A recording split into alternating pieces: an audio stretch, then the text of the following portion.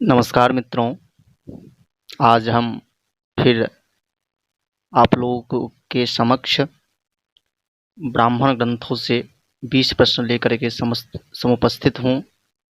आप तमाम भाई बंधुओं का केशवनाथ नामक यूट्यूब चैनल पे स्वागत है, वंदन है। जैसा कि आप लोग जानते हैं, जो केशवनाथ नामक जो यूट्यूब चैनल है, उस पे ब्राह्मण ग्रंथों का प्रश्नावली चल रहा है, प्रश्नोत्तर चल रहा है, प्रश्नोत्तरी चल रहा है। उसी क्रम में आपके समक्ष आज 20 प्रश्न लेकर के समुपस्थित हूँ। आप लोगों को यदि अच्छा लगे तो लाइक कीजिएगा, यदि अच्छा न लगे तो डिसलाइक कीजिएगा, और यदि अच्छा लगे तो कमेंट और शेयर भी कीजिएगा। मित्रों, अब आज का पहला प्रश्न है, तत एव हि प्राचीना बहवो ब्राह्मणाः बद्ध अक्षेत्रतर निवास श्रावितरमिव आस्वादितमग्निना वैश्वानरे शेति इति वचनम कस्य ग्रंथस्य। यह वचन कौन सी ग्रंथ का है, किस ग्रंथ का ये वचन है? तो कह रहे हैं शतपथ ब्राह्मणस्य, शतपथ ब्राह्मण के ये वचन है। ये वचन कौन सी ग्रंथ के हैं? तो शतपथ ब्राह्मण के हैं। शतपथ ब्राह्मणस्य वचनेयम वचनमिदम। अब आज का दूसरा प्रश्न है, सायन मतानुसारम सामवेदस्य कति ब्राह्मणानि सन्ति। सायन के मत के अनुसार सामवेद का कितने ब्राह्मण है? तो कह रहे हैं अष्टो ब्राह्मणानि, 8 ब्राह्मण है। सायन के मत के अनुसार सामवेद के कितने ब्राह्मण है? 8 ब्राह्मण है। फिर कह रहे हैं एक श्लोक है जो सायन के द्वारा प्रतिपादित है। वो श्लोक जो आज मैं विस्तृत विवेचन जो करता हूँ, करीब करीब पौन घंटे या 50 मिनट का आज का वीडियो बना हुआ है, उसमें भी ये श्लोक का व्याख्या अच्छे प्रकार से किया। तो वहाँ से भी आप सुन सकते हैं। वैसे यहाँ पर प्रसंगवश है तो यहाँ भी व्याख्या करूँगा श्लोकों का। तो पहले श्लोक सुनिए। अष्टो हि ब्राह्मण ग्रंथाः प्रौढ़ं ब्राह्मणमादिमं षड्विंशाख्यं द्वितीयं स्यात् ततः सामविधिर्भवेत् आर्षेयं देवताध्यायो भवेदुपनिषत्ततः संहितोपनिषद्वंशो ग्रन्था अष्टावितीरिताः। अष्टौ ब्राह्मणग्रन्थाः प्रौढं ब्राह्मणमादिमं षड्विंशाख्यं द्वितीयं स्यात् ततः सामविधिर्भवेत् आर्षेयं देवताध्यायो भवेदुपनिषत्ततः संहितोपनिषद्वंशो ग्रंथा अष्टावितीरिताः। इस प्रकार मित्रों, ये ग्रंथ जो है ये सामवेद के 8 ब्राह्मण ग्रंथों का सूचना देते हैं हमें। एक बार और हम लोग इसका पाठ आपके समक्ष प्रस्तुत करता हूँ। अष्टो ब्राह्मण ग्रंथाः प्रौढ़ं ब्राह्मणमादिमं षड्विंशाख्यं द्वितीयं स्यात् ततः सामविधिर्भवेत् आर्षेयं देवताध्यायो भवेदुपनिषत्ततः संहितोपनिषद्वंशो ग्रंथा अष्टावितीरिताः। अयं श्लोकः कस्य? अयं श्लोकः कस्य? सायनस्य। अयं श्लोकः सायनस्य, सायन के है। मित्रों देखिए यहाँ पर 254वां ये प्रश्न है, 254वां ये प्रश्न है। इसमें कहा गया है सामवेदस्य ब्राह्मणानां गणना कुर्मश्चेत् कति। सामवेद के ब्राह्मण का यदि हम गणना करेंगे तो कितने हैं, गणना के आधार पे। तो कह रहे हैं नवसंख्यकानि ब्राह्मणानि मिलन्ति। 9 संख्यक अर्थात 9 9 ब्राह्मण हमें प्राप्त होते हैं। नवसंख्यकानि ब्राह्मणानि मिलन्ति, 9 ब्राह्मण हमें मिलते हैं। फिर कह रहे हैं जो तांड्य ब्राह्मणम कस्याः शाखायाः संबंधः अस्ति। तांड्य ब्राह्मणम कस्याः शाखायाः संबंधः भवति। तांड शाखातः, तांडी शाखा से इनका संबंध है। तांड्य ब्राह्मणे कति अध्यायाः सन्ति। तांड्य ब्राह्मण में कितने अध्याय हैं? तो तांड्य ब्राह्मण में 25 अध्यायाः सन्ति। 25 अध्याय है, 25 अध्याय है। तांड्य ब्राह्मणस्य अपरम नाम अस्ति। तांड्य ब्राह्मण का अपर नाम है, दूसरा नाम है। क्या क्या है? अपर नामानि सन्ति कर दीजिए, क्योंकि इनके 3 नाम मिलते हैं। तो पहला नाम है महाब्राह्मण, पंचविंश ब्राह्मण और तांडी ब्राह्मण, तांड्य ब्राह्मण। ये हो गया, ये इनके नाम हैं।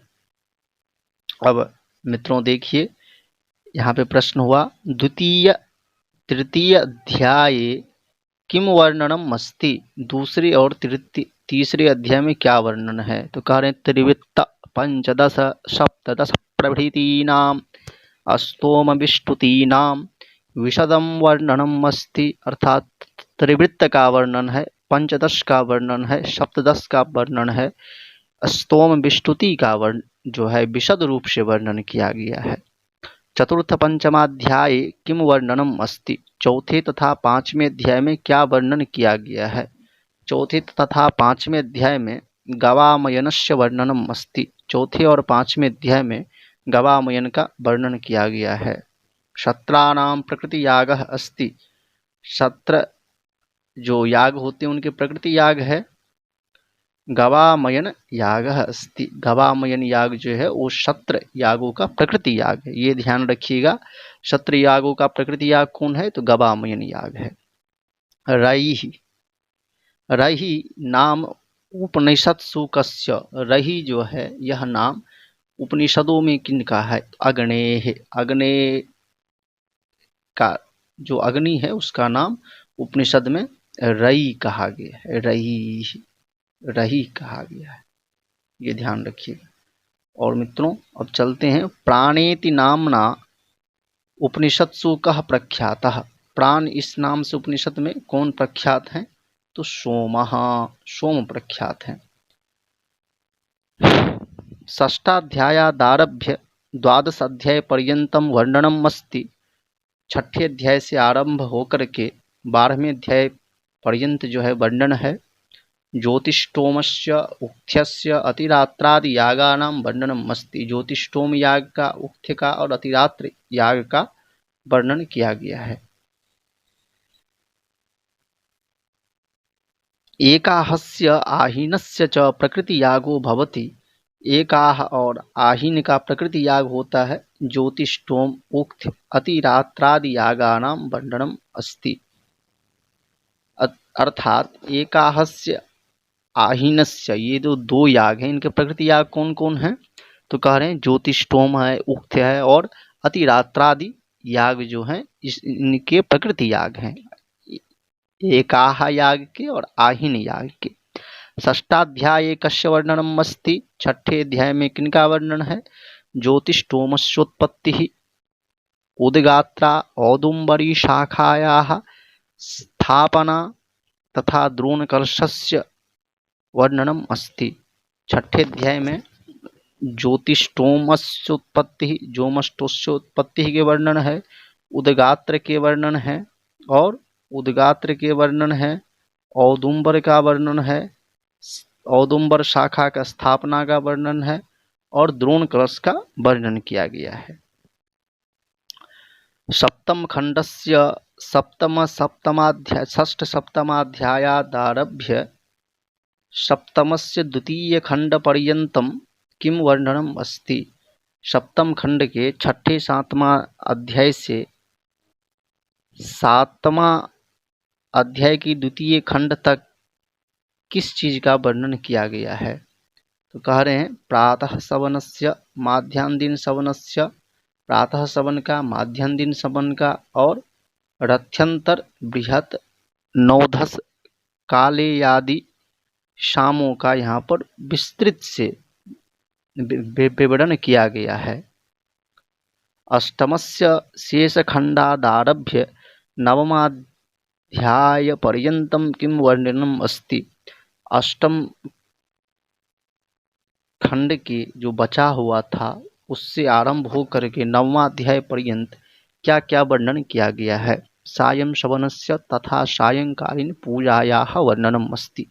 सायं शवन का वर्णन है तथा सायंकालीन पूजा का वर्णन है। दशमाध्यायादारभ्य पंचदशाध्याय पर्यन्तं द्वादशाः यागानां वर्णनम् अस्ति।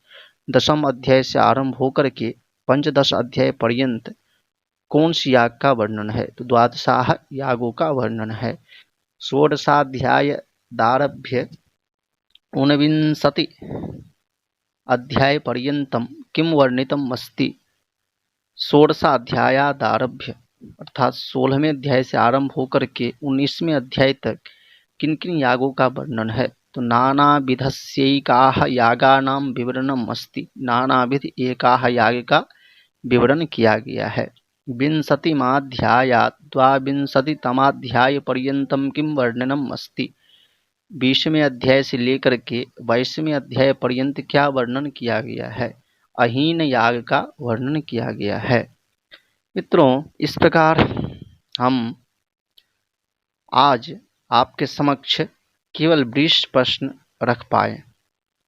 इस प्रकार हमारा टोटल प्रश्न जो है, आज 5वां पार्ट है, ये टोटल मिलाकर के 270 प्रश्न ब्राह्मण ग्रंथों का आपके समक्ष मैंने प्रस्तुत कर दिया।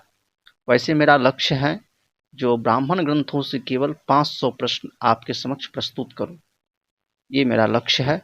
और इस लक्ष्य के द्वारा मैं ब्राह्मण ग्रंथों से कोई भी परीक्षा में कहीं से भी कुछ भी प्रश्न बनेगा तो आपसे छूटेगा नहीं।